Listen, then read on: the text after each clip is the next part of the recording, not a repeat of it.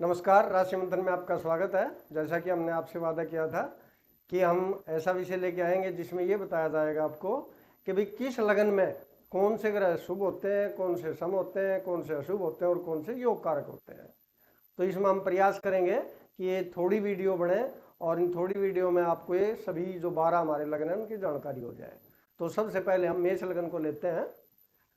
तो ये मेष लगन है, हमारी जो कुंडली बनेगी मेष लगन की वो ऐसी बनेगी, 1 से शुरू होके 1 2 3 4 5 6 7 8 9 10 11 12।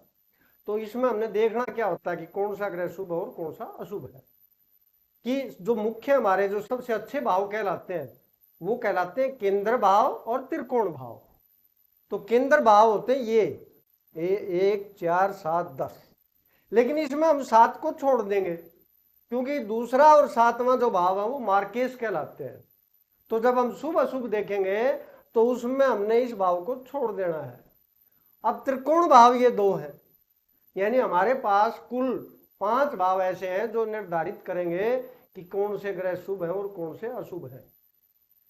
क्योंकि ये 3 भाव जो हैं वो खराब माने गए हैं, तो इनके जो स्वामी हैं वो अशुभ माने जाएंगे। लेकिन इसमें देखने वाली बात है वो क्या है कि भाई सूर्य और चंद्रमा को छोड़ के बाकी जो ग्रह उनके पास 2 2 राशियां हैं। अगर उनमें एक राशि तो इनमें पड़ जाए और एक राशि इनमें पड़ जाए तो क्या करेंगे। तो उसके लिए जो हमारा तरीका होगा वो ये है कि उस ग्रह की मूल त्रिकोण जो राशि है वो इनमें नहीं पड़नी चाहिए। अगर मूल त्रिकोण राशि इनमें पड़ जाएगी तो वो शुभ नहीं रहेगा। सम तो हो सकता है लेकिन वो शुभ नहीं रहेगा। तो ये ध्यान रखते हुए हम ये निर्धारित करेंगे कि भाई ग्रह कौन से शुभ है, कौन से सम, कौन से अशुभ और कौन से योग कारक। अब इसमें सबसे पहले हम ये देखेंगे ये भाव हमारा, तो इसके स्वामी है मंगल, लेकिन मंगल की दूसरी राशि यहां पर है यानी अशुभ भाव में है। तो ये शुभ होया का शुभ होया। तो हमने फिर जो दूसरा हमारा नियम है कि भाई मुख्य राशि उसकी जो मूल त्रिकोण राशि है वो कहाँ है, तो मूल त्रिकोण राशि इसकी मेष होती है। तो मूल त्रिकोण राशि यहां पर है इसलिए शुभ की श्रेणी में आएगा। तो मंगल जो है ये शुभ हो गया, तो हमने यहां लिख दिया मंगल। फिर ये भाव है भाई, तो इसकी तो एक ही राशि होती है क्योंकि चंद्रमा जो है और सूर्य की एक ही राशि होती है, तो इसमें का हमने कुछ सोचने की जरूरत नहीं है। तो यहां पर हमने चंद्र लिख दिया, ये शुभ है। उसके बाद ये हमारी राशि है, तो ये भी एक ही राशि है सूर्य की और ये त्रिकोण में पड़ती है, तो ये भी शुभ हो गया। उसके बाद इनको छोड़ दो, ये भाव है हमारा, तो ये गुरु का भाव है। लेकिन गुरु की 2 राशियां, दूसरी राशि यहां खराब भाव में पड़ रही है, लेकिन इसकी मूल त्रिकोण राशि कौन सी है, वो धनु है, तो ये इसलिए ये भी शुभ की श्रेणी में आएगा। अब बाकी जो बच गए हमारे ग्रह, तो यहां पर जो ये है 6ठा 8वां और 12वां, अब हम इनको देखेंगे। तो ये जो है बुध की राशि है और बुध की दूसरी राशि यहां है और मूल त्रिकोण राशि इनमें पड़ रही है। बुध की मूल त्रिकोण राशि ये है भाई, तो ये बुध हमारा जो है वो अशुभ हो जाएगा। उसके बाद ये दोनों के दोनों जो भाव हैं ये शुक्र के हैं और ये मार्केज है शुक्र, तो इसलिए ये भी अशुभ हो जाएगा। अब ये है शनि, क्योंकि शनि हमारा केंद्र भाव का स्वामी है, तो हिसाब से तो ये शुभ होना चाहिए, लेकिन यहां पर इसकी मूल त्रिकोण राशि नहीं है। मूल त्रिकोण राशि यहां गई, तो इसको हम दोनों मान सकते हैं क्योंकि 3 6 11 जो है वो त्रिषडाय माने जाते हैं, लेकिन इसको हम दोनों श्रेणियों में ले सकते हैं क्योंकि एक राशि यहां एक यहां, कम से कम इनमें तो नहीं है कोई राशि, तो वो हमने यहां पर जो है सम में लिया है।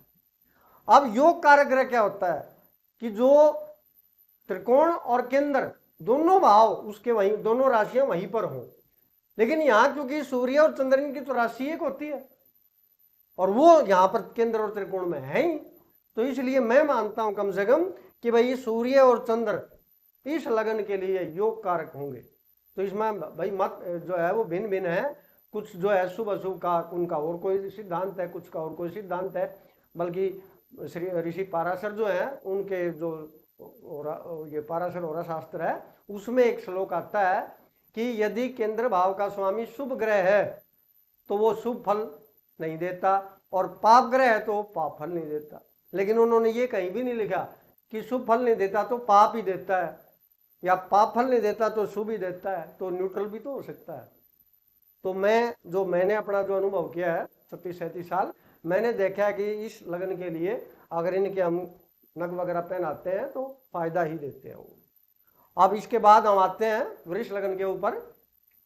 तो ये 3 भाव और ये 2 भाव, इनको देखते हैं सबसे पहले। तो इसके स्वामी जो है वो शुक्र है, लेकिन इनकी दूसरी राशि कहाँ है, यहाँ पर है, और मूल त्रिकोण राशि है यहाँ पर। यानी लग्नेश जो है वो उनकी मूल त्रिकोण राशि 6ठे भाव में है, इसलिए वो शुभ की श्रेणी में नहीं लिखे जाएंगे, हालांकि लग्नेश है। तो हम उनको लिखेंगे सम। ये ध्यान रखना है भाई यहाँ पर कि लग्नेश भी सम हो सकता है, जरूरी नहीं वो शुभ हो। उसके बाद इसके स्वामी सूर्य, इनकी एक ही राशि है, तो ये शुभ की श्रेणी में आएंगे। उसके बाद ये इसकी राशि जो है, ये जो बुध की राशि हमारी, और बुध का दूसरा भाव ये है, तो ये मार्केश, लेकिन इसकी जो इसकी जो मुख्य राशि है वो यहाँ त्रिकोण में है, इसलिए ये भी शुभ की श्रेणी में आएगा। और मूल मार्केश ये माना जाता है, इसकी बजाय ये मूल मार्केश माना जाता है, 7वां भाव। उसके बाद इसका तो हमने देखना ही नहीं है, ये भाव, तो ये शनि का भाव है और ये भी शनि का भाव है, यानी ये सबसे शुभ ग्रह होगा। ये त्रिकोण का भी स्वामी है और केंद्र का भी स्वामी है, एक ही ग्रह। तो ऐसा कोई ग्रह होता है तो वो योग कारक ग्रह बन जाता है, तो इसलिए योग कारक की श्रेणी में हमने लिखा शनि। अब हम आते हैं इन पर। तो ये शुक्र का हम निर्णय ले चुके हैं। ये गुरु, तो गुरु की दूसरी राशि यहां पर है, लेकिन मूल त्रिकोण राशि यहां पर है, तो गुरु को हम लेंगे कौन सी श्रेणी में, अशुभ ग्रह की श्रेणी में।